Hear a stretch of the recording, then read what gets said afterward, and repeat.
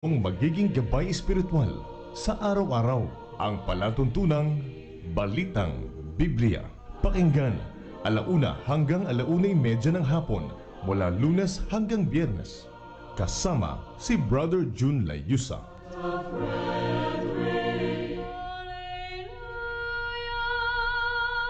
Ikaw ba'y namumuhay nang naaayon sa kagustuhan ng Diyos o sa makamundong pamamaraan?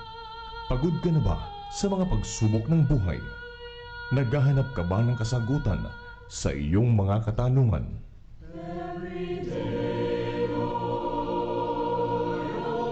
Ang ating Panginoon kailanman ay hindi tayo iniwan, anuman ang ating pinagdadaanan. Narito na ang palatuntunang magbibigay sa atin ng inspirasyon, magbibigay liwanag sa ating madilim na tinatahak, magdadala ng magandang balita.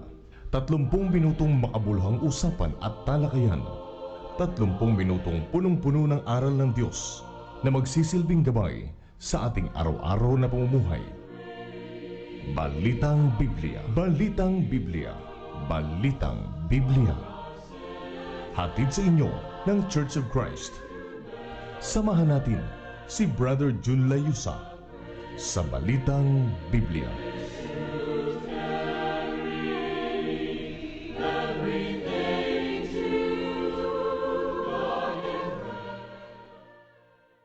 Magandang tanghali po mga kababayan, mga kaibigan, sa lahat po ng mga nanonood at nakikinig sa atin saan man dako ng Pilipinas at sa buong mundo. Magandang hapon po sa inyo lahat.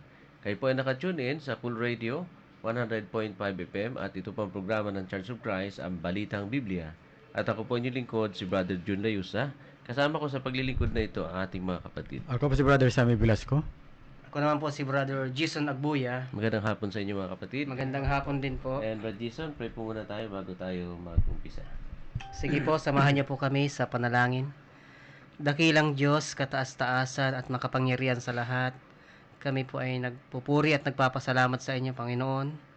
Panginoon, salamat sa oras na ito, sa araw na ito, sa kalakasan, sa buhay, sa pag-iingat niyo po sa bawat isa sa amin, sa lahat ng mga biyaya, mga pinagkakalob niyo sa amin, sa aming mga pangangailangan. Maraming salamat po. At kami po ay humihingi ng tawad, Panginoon, sa lahat ng aming mga kasalanan na gawa sa inyong harapan at sa aming kapwa. Kami po ay humihingi ng tawad. Kung ano man po yung mga nakikita niyo sa amin, Panginoon, hinihiling po namin na ituwid niyo po, patuloy niyo po ituwid kami sa aming mga gawa.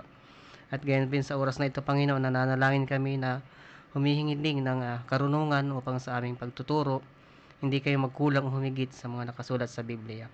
Gayon din po nawa yung aming mga listener, patnubayan niyo po nawa na magkaroon ng tamang pakikinig upang ang bawat mapapakinggan ay maisabuhay o may apply sa buhay ang bawat isa. Dinadalangin po namin ang aming pamahalaan, ang aming gobyerno, na nawa po ay magkaroon ng karunungan, ng kaalaman, ng tamang kaalaman sa mga batas at magawa po nila ang kanilang tungkulin sa bayan upang magkaroon ng kapakinabangan ang kaming lahat ng mga tao. Ganyan din po itong staff ng Cool Radio, dinadalangin namin na nawa po ipagpalain niyo po ang bawat isa sa pang-physical man at higit sa lahat sa pang-espiritual na pagpapala. Panginoon, maraming salamat po. Ang lahat ng mga bagay, papurit pa sa salamat ay aming itinataas sa inyo sa dakilang pangalan ng inyong anak na si Jesus. Amen. Amen. Sa mga gusto po mag-text sa atin, may katanungan po kayo, prayer request, text lamang po. Number natin sa Smart, 0998-549-1757. Para sa Smart po natin yan, 0998-549-1757. Ang ating TM, 0916-1154-806. TM, 0916-1154-806. Okay? Tayo po ay magpapatuloy na sa ating pong programa. At ito pong tatalakayin natin ngayon ay request pa rin ng isa pong tagapakinig po natin, ano? At ang request po niya ay patungkol po sa pera, no? Yung pagiging mayaman at saka mahirap, no? Ano ba yung sinasabi ng Biblia tungkol sa bagay na ito? Of course, ang magiging pinaka-subject natin dito ay tungkol sa salapi o yung pera, ano po? Okay, tingnan natin ang sinasabi ng Biblia tungkol sa pera. Ano ba ang purpose ng pera ayon po sa Biblia? Una, nakasulat yan sa Bible ay doon sa Gawa 20 talatang 33 hanggang 35 na ang pera ay pwedeng magamit na pangsuporta sa sarili, no? Para sa pangsarili o para sa pampamilya. No, sabi diyan ni kapatid na Pedro, ano po? Acts 20 verse 33. 33 to 35 kapatid. Hindi ko inimbot ang pilak ni numan o ang ginto o ang pananamit. Nalalaman din ninyo na ang mga kamay na ito ay nangalilingkod sa mga kinakailangan ko at sa aking mga kasamahan. Nagbigay halimbawa ako sa inyo sa lahat ng mga bagay na sa ganitong pagpapagal ay dapat kayong magsisaklulos sa mahihina at alalahanin ang mga salita ng Panginoong Hesus na siya rin ang may sabi, lalo pang mapalad ang magbigay kaysa tumanggap. Okay, so sabi dito ni kapatid na Pablo sa kanyang sulat, ano po, sa kanyang tinuran sa bagay na ito ng kanyang sinasabi kay mga kausap niya, na nung siya po ay nangangaral ng salita ng Diyos, kahit minsan hindi siya nag-imbot ng anumang bagay na pangsarili, ano po, yung pilak o ginto, no, pananamit ng kahit na sino, kundi anong ginawa niya, yung sariling kamay niya. Sabi niya, nalalaman ninyo na itong mga kamay na ito, naglingkod sa kinakailangan ko. Talaga nagtrabaho siya para sa kanyang sarili. No, yun yung example ni kapatid na Pablo sa kanila. Sabi niya, nagbigay halimbawa ko sa inyo sa lahat ng bagay. Nasabi niya na sa ganitong pagpapagal, no, kahit na siya ay nagtatrabaho sa kanyang sarili, kailangan pa rin sumaklulo sa may hina. So, ang purpose ng pagtatrabaho ni kapatid na Pablo ay para suportahan yung kanyang sarili sa kanyang pangangaral. Alam naman natin na binata si kapatid na Pablo, pero siya ay gumagawa din ng tolda. No, gumagawa din siya ng mga tent nung panahon na yon. So, yung kinikita niya doon, yun yung ginagamit din niya sa kanyang pangangaral. Bagamat meron ding mga nagbibigay sa kanya. Pero sabi niya, nagbigay ako ng halimbawa sa inyo. Ang purpose ng pera para sa kanya ay para suportahan yung kanyang sarili, at sabi niya, para makatulong din siya sa iba, no, doon sa mga may hirap. And ang prinsipyo na ginagamit niya ay ito pong sinasabi ng ating Panginoon Kristo mismo, na sabi niya, lalo pang mapalad ang magbigay kaysa tumanggap. No? So kung meron kang salapi talaga, meron kang pera, yun yung prinsipyo yung ginagamit niya. Mapalad ang magbigay kaysa tumatanggap. Pangalawa, 1 Timothy 5:8. So specifically, makikita natin dito na ang pera ay pwedeng gamitin na pangsuporta sa ating pamilya, pantulong sa ating pamilya. Yan po sinasabi ng Panginoon dyan. Datapot kung ang sino man ay hindi nagkakandili sa mga sariling kanya, lalong-lalo na sa kanyang sariling sangbahayan, ay tumanggi siya sa pananampalataya at lalong masama kaysa hindi sumasampalataya. So pansinin po ninyo, no? Pag hindi daw nagkakandili ng sariling kanya, no, eh parang tumanggi ka sa pananampalataya at lalo pang masama sa hindi sumasampalataya. Ito yung sinasabi ng Bible sa atin. So ang purpose kaya ka mayroong pera, kaya ka naghahanap buhay, ay para kalingain mo ang iyong pamilya. No, kaya kapag ikaw ay pamilyadong tao na, kapag ka nagkapera ka, siyempre, ang sarili mo o yung sarili mo mga bisyo, hindi mo na dapat yan iniisip. Dapat pamilya mo na ang iniisip mo. Ano po, kasi merong mga iba, no, na may ugaling ganyan, na kapag ka kumikita ng pera, ang iniisip niya yung bisyo niya. No, ang iniisip niya yung barkada, ang iniisip niya yung mga kung saan-saan, kahit na may pamilyang tao na siya. Hindi po ganyan. Ang sabi ng Biblia, kapag ka may pamilya ka na, ang iisipin mo pagka may pera ka ay ang pagkandili sa iyong sariling sambahayan. Ephesians chapter 4, verse 28. Ano pa ang purpose ng pera ayon po sa Biblia? Okay? Sa Ephesians 4:28, kapatid. Verse 28. Ang magnanakaw ay huwag nang magnakaw pa, bagkus magpagal na igawa ang kanyang mga kamay ng mabuting bagay upang siya may maibigay sa nangangailangan. So, yan po, purpose ng pera upang may maibigay sa nangangailangan. Talagang trabaho, ano po yung sinasabi po ng Bible. So, kung ikaw ay nagnanakaw, sabi niya, huwag ka na magnakaw, maghanap buhay ka na. Sa paghahanap buhay mo, tsaka ka tumulong. So, yung sinasabi po ng iba na parang Robin Hood style, nagnanakaw, tapos ipapamahagi, mali po yun, no? Meron pong isang nagsabi na isang malaking figure, no? Isang malaking tao. Sabi niya, kahit galing kay Satanas, kukunin niya para maitulong lang sa mga mahihirap. Mali po yun. No, mali po yun sa sinasabi po ng Biblia. Kung gusto mong tumulong sa kapwa mo, maghirap ka. No? Maghanap buhay ka para may maitulong ka. So, ang point dito na sinasabi ni kapatid na Pablo sa mga taga-Epeso, Kasi yung pagnanakaw, masama yun eh. Masama yan. 'Di ba? Kumbaga parang ang mangyayari dito, gagawa ka ng masama, parang ang resulta mabuti. Hindi 'Di ba? Ala Robin Hood. Mali po 'yun, no? Sinasabi mismo ng Biblia 'yon. Kaya kung nagnanakaw ka, tigilan mo 'yan, maghanap buhay ka, tsaka ka tumulong sa kapwa mo. Purpose ng pera pa rin pagtulong sa mga mahihirap, no? Kaya nga suportahan din natin si Kuya Bal, si Kabarangay, no? Mga tumutulong sa mga mahihirap 'yan. Suportahan natin yung kanilang mga vlog, no? Yung kanilang mga pinapalabas. Yan. Kasi itong mga tao na ito, tumutulong ito sa mahihirap. Yung pera ginagamit nila sa tama, no? Sa pagtulong sa kanilang kapwa. Yan po yung talagang purpose ng pera. Hindi tayo dapat na naalipin ng pera, kundi yung pera ang dapat na maging alipin natin. Ano pa ang purpose ng pera? Mateo 28, talatang 18 kapatid, hanggang 20. Yan, 18. Mateo? Oh, yung sa huli kapatid. 28-18. Anong purpose ng pera? Saan siya dapat na ginagamit? 28 verse 18. Opo. At lumapit si Jesus sa kanila at sila'y kaniyang kinausap na sinasabi, ang lahat ng kapamahalaan sa langit at sa ibabaw ng lupa ay naibigay na sa akin. Dahil dito magsiyaw nga kayo at gawin ninyong mga alagad ang lahat ng mga bansa na sila inyong bautismuhan sa pangalan ng Ama, ng Anak at ng Espiritu Santo, na ituro ninyo sa kanila na kanilang ganapin ang lahat ng mga bagay na inutos ko sa inyo. At narito, ako'y sumasa inyong palagi hanggang sa katapusan ng sanglibutan. So, ano ang purpose ng pera? Ayon dito sa sinasabi na ating Jesucristo. Kasi ahayo tayo sa buong mundo eh. Opo. Ahayo ka sa pangaral ng salita ng Diyos. So, isa sa mga purpose ng pera ay yung magamit siya sa pagpapalaganap ng salita ng Diyos. Pangangaral, opo. Pangangaral ng salita ng Diyos. Kailangan po yan. No, kasi siyempre, kung aalis ka, kung meron ka pupuntahan, natural, kailangan mo din ng pananalapi. No? Kung ikaw ay mag-i-stay sa lugar na yun, siyempre, kailangan mo ng salapi. Kailangan mo ng panggugol para sa iyong sarili. Kung merong mga kapatid na tumulong sa iyo, kung pumunta ka sa isang lugar, ay mabuti yun. Opo. Pero kailangan mo pa rin talaga ng pera per se. Sariling pera. No, so ang pera ginagamit sa mabuting pamamaraan.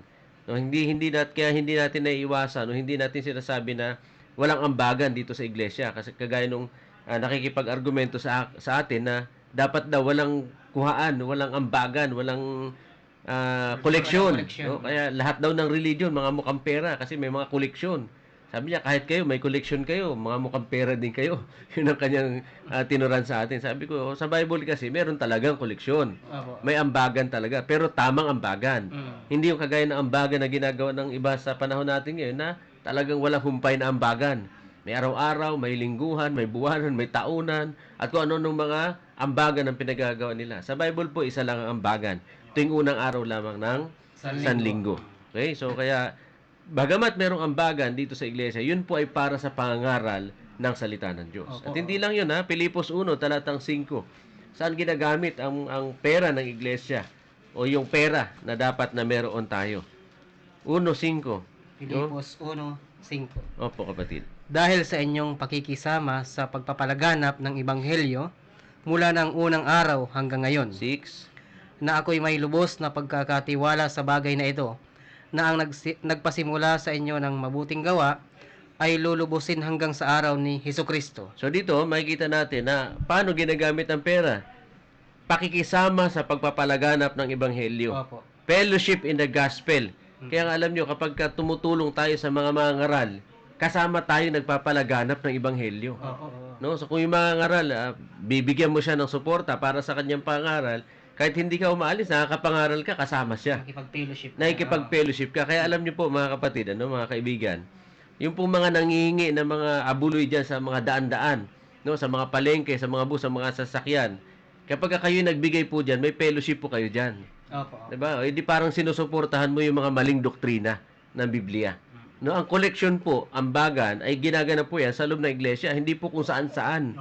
Diba? Kasi may mga nangangaral dyan, nangungulekta sa bus, sa palengke, sa kung saan-saan sila nangungulekta. Diba? At gagamit sila ng mga talata sa Old Testament na sinasabi, magbigay. Pero hindi po yan ang paraan ng Biblia. Kaya tandaan natin, pagka nagbigay ka dyan, bilang isang Kristiyano, nakikipag-fellowship ka. Opo. So, ang tamang fellowship, magbigay ka sa tamang pamamaraan. Opo. So, kung tutulong ka sa mga ngaral, kung halimbawa, nakakaluwag ka sa buhay, bilang isang kapatid, tulungan mo itong isang kapatid para sa kanyang pangaral, kasama ka sa pangaral. So, yung pera na meron ka, nagagamit mo yun sa pangangaral ng salita ng Diyos. Oh. At yan ang purpose ng pera. No, na dapat siya ay nagagamit para sa mabuti.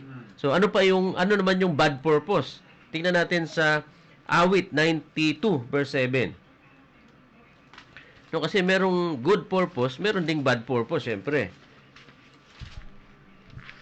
92 verse 7. Opo, kapatid. Pagka ang masama ay lumilitaw na parang damo, at pagka gumiginhawa ang lahat ng manggagawa ng kasamaan, ay upang mangalipol sila magpakailanman. So, hindi totoo po na kapag ka masamang damo, matagal mamatay. Hindi po totoo yun.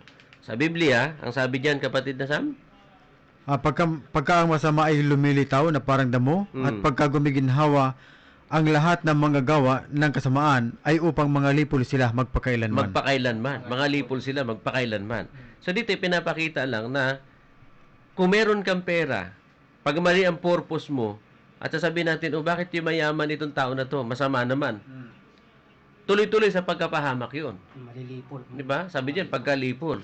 Kapag yung pera, mali ang purpose mo, baka sasabihin mo, ay, pinagpala ako ng Diyos kasi mas lalo ako yung mayaman. Pero yung pinagagalingan ng pera mo, mali. Sama-sama. Galing sa masama. Hindi po galing sa Diyos yan. Pagkagaling sa masama yung pera mo.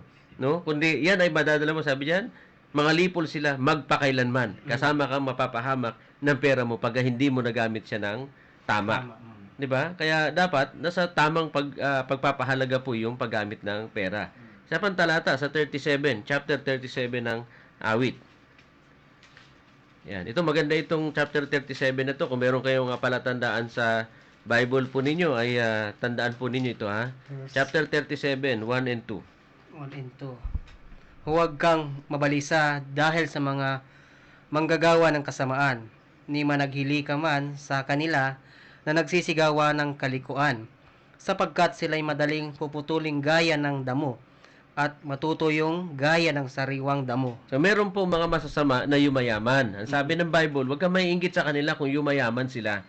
Kasi mabilis lang ang buhay ng mga yan. So meron kayong mga kilalang mga mabilis yumaman, di ba? Pero madali din silang nakamamatay. Lalo na kung galing sa masama yung kanilang kayamanan. No? So may mga kilala tayong ganyan. Talagang nagtamasa siya ng pera. Nahihiga sa pera at kung ano nung kalokohan ng ginawa niya sa pera. Pero ilang taon lang, di ba? 5 years lang, patay na siya. Hindi nagtagal. Hindi din nagtagal. Kaya sinasabi ng Biblia na kapag kayo mayaman ka, ibigay mo sa kapakumbabaan, ibigay mo sa paglilingkod sa Panginoon. At saka syempre, yung pinagagalingan ng pera dapat sa mabuti, hindi sa masama. No, sa paghahanap buhay yan ang dapat na kailangan na pinanggagalingan ng pera. Kaya kung meron mang mga yumayaman na dahil sa kanilang kasamaan, na dahil sa kanilang mga panluloko, huwag kang mainggit. Kasi sa totoo lang talaga, sabihin na natin, tayo mangangaral na salita ng Diyos. Sigurado mas maraming pera sa atin yung mga drug lords. Di ba? Sasabihin ba natin, Panginoon, naglilingkod na, ba't wala akong pera? Yung mga drug lords, daming pera. Yung mga gumagawa ng masama, mas maraming pera kaysa naglilingkod sa Panginoon. Huwag nating kainggitan yan, sabi ng Biblia. Kasi bakit? Yung mga may ganyan, maikli lang ang buhay niyan. Per se, pagdating sa spiritual na kalagayan, bakit maiksi? Hanggang dito lang yan sa lupa. Ang buhay na wala hanggan, hindi para sa kanila. So, kaya kung meron kang pera, sabi ng Biblia, dapat mong gamitin yan sa kabutihan para makarating ka ng langit. No? Para maging, kumbaga, itulong mo siya sa mga mahihirap, itulong mo siya sa kapwa-tao mo. No? 37 yung binasa natin. Verse 16, tinan nyo. Mainam na kaunti na tinatangkilik ng matuwid kaysa sa kasaganaan ng maraming masama. 25. Ako'y naging bata at ngayon matanda. Gayon may hindi ko nakita ang matuwid na pinabayaan ni ang kanyang lahi man ay nagpapalimos ng tinapay. Okay, so nakita po ninyo itong 16. Mainam daw yung kaunti na yung sa buhay mo, konti lang yung tinatangkilik mo, pero matuwid ka naman. Kaysa marami kang pera, pero galing sa masama. Mali po yun. No? Ayaw po ng Diyos yung bagay na yun. And then pagdating sa binasa mo sa 25, kasi nga, kung matuwid ka at konti lang tinatangkilik mo, okay lang yan. Huwag kang matakot, huwag kang panghinaan ng loob. Kasi sabi ni sabi ni Haring David, sabi niya, naging bata ako, naging matanda ako, pero sabi niya, ang matuwid kailanman hindi pinabayaan ng Diyos. Hindi nagpalimos ng tinapay. Totoo. Mas maraming pera sa iyo yung mga gumagawa ng masama. Pero pupunta ka naman ng langit. Okay. Yun ang assurance ng Diyos sa iyo, di ba? Mahirap ka pero nagtutuwid ka sa harapan ng Panginoon, gumagawa ka ng kanyang kalooban, kahit wala kang pera, abay langit naman ang pangako ng Diyos. At hindi nagpapabaya ang Diyos. Hindi nagpapabaya ang Diyos. Yun ang pinakamaganda diyan. Kaya minsan kasi kaya ako dinidinito mga kapatid, no, kasi minsan may mga ganong nag-iisip na kung sino pa yung masama, yung pang maraming pera. Sino pa yung mga naglilingkod sa Diyos, yung pa yung mga mukhang gusgusin at mga talagang walang pera. Okay, baka sabihin niyo naman, Brad, bakit may kilala ako? Nangaral ng salita ng Diyos, yumaman. Ay marami pong kilalang ganyan. Sinasabi nga nung mga ngaral, sa mga ngaral, from rags to riches. No, mga dating walang-wala. Pero nung nagtayo ng religion, biglang naging milyonaryo. Biglang yumaman. No, tingnan niyo sa mga talaan diyan sa Google, no, sa internet. Tingnan niyo yung mga nangangaral ng salita ng Diyos diyan, mga naging milyonaryo. No? Hindi natin sinasabi na ganito ganyan. Bahala na kayo matulad dyan.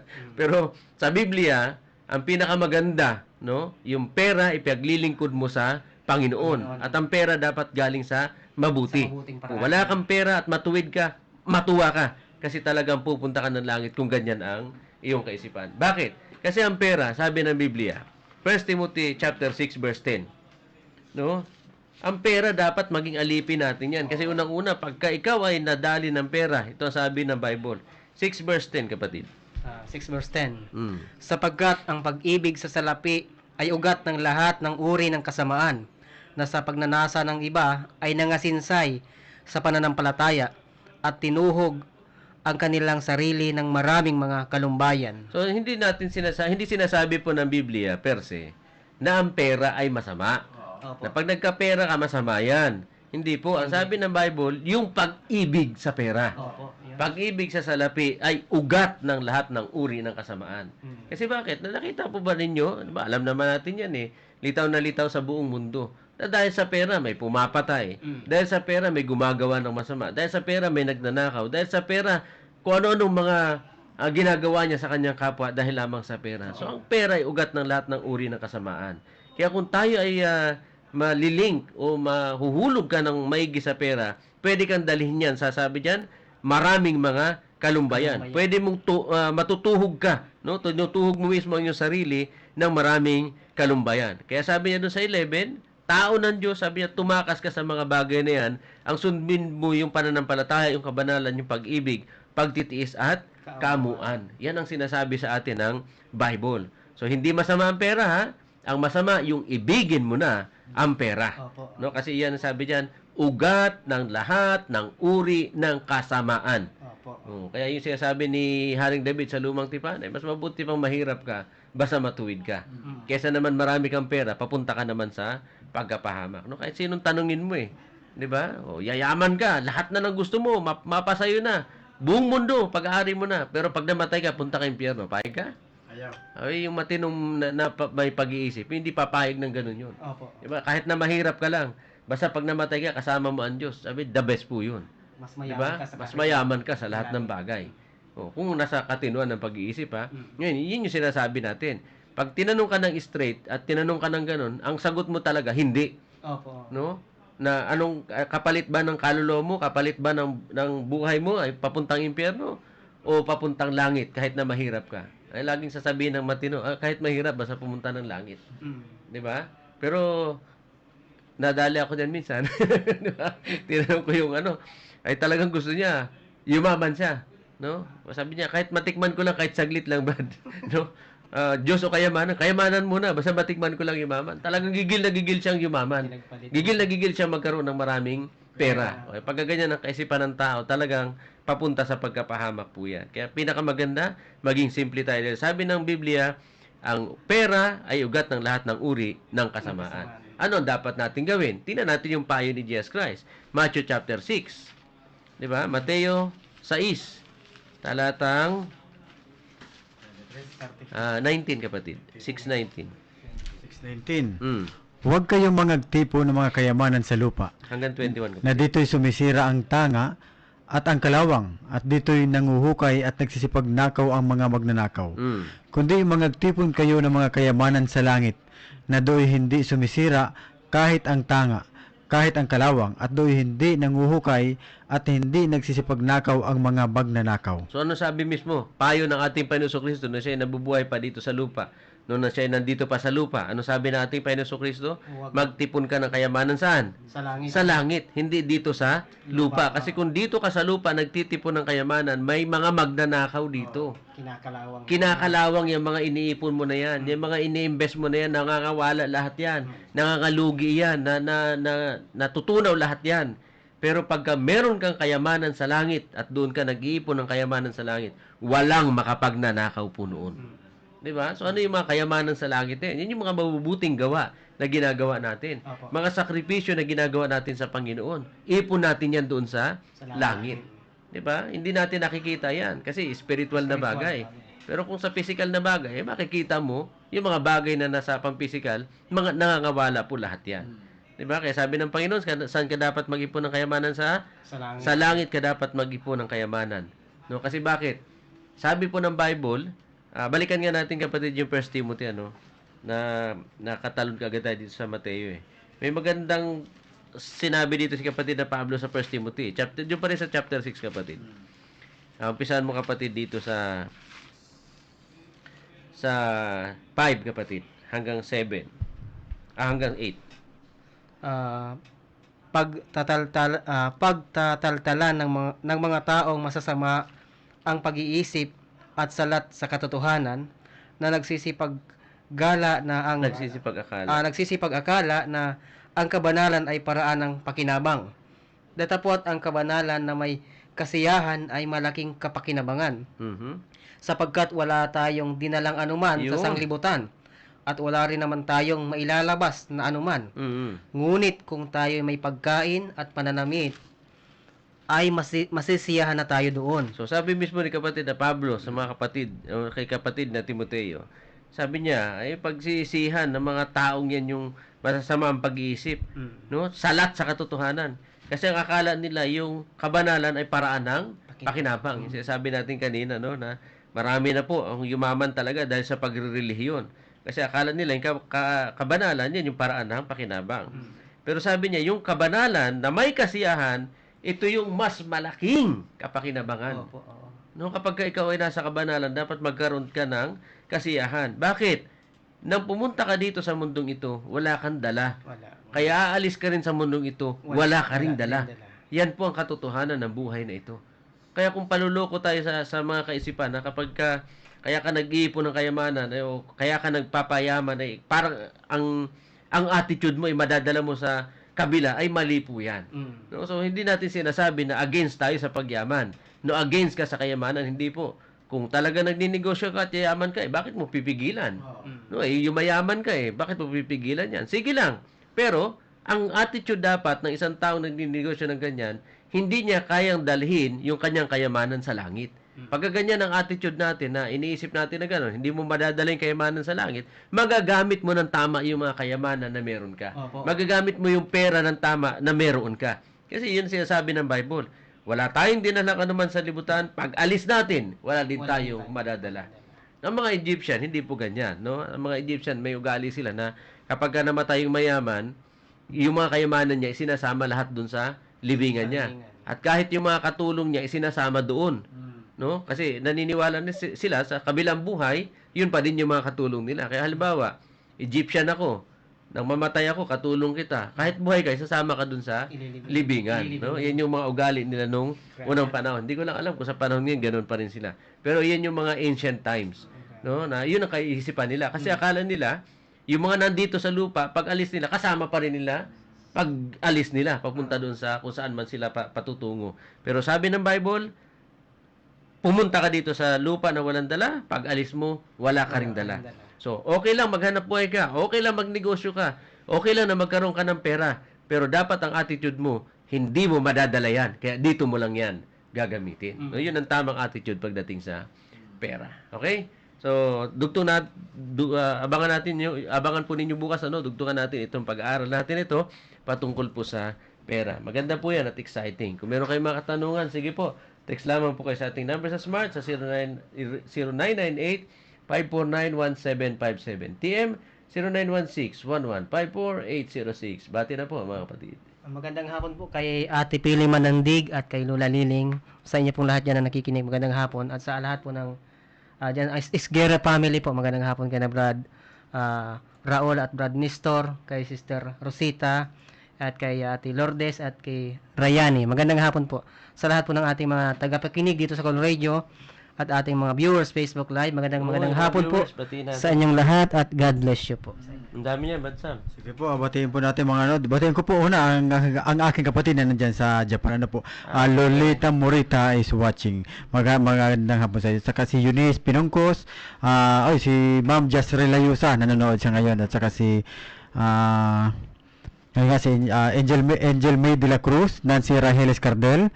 M. Hobilo. At Eunice Pinongkos. Minda Carian Bernaldez. At saka si yun, nabasa na natin ito. Angel Glory, Annabel Obal Tamisin, at saka si Brenda Tagala Maligat, Michelle Villarasa, at saka si Minda Carian Bernaldez, at saka si Brad J. Algaba watching. Magandang hapon sa iyo, kapatid. At Minda, ayun, nabasa na natin ito. Michelle, Nancy Rahelis Cardel. Ayun, at saka si Angel May. Okay, ito po yung mga nanonood sa akin ng live. Salamat po sa inyo pakikinig at panonood sa amin ng live. God bless po sa inyong lahat. Si Vicente kayo nanonood din. Saka si Sir Rodel. Thank you po sa panonood. Okay, at siyempre, binabati natin mga kapatid dyan sa Iyawan, Batumalani, Senyar Family, Cadiz Family, Moreno Family, Barela Family, Balisa Family. Diyan naman sa Mampungo ay binabati din natin po ang mga kapatid dyan, ang Ramos Family, Clasio Family, at saka Yet Family. Okay, dito na lamang po. At siyempre, salamat sa ating kasama, Sir Philip Wright, at saka siyempre sa ating station manager, Sir Rodel Macaro Liobit. Hanggang dito na lamang po at iniwan po namin kayo na isang napakalaking pagpapala mula sa ating Diyos na buhay. Bye-bye! God be with you till we meet again. Inyo pong napakinggan ang palatuntunang Balitang Biblia. Hanggang bukas.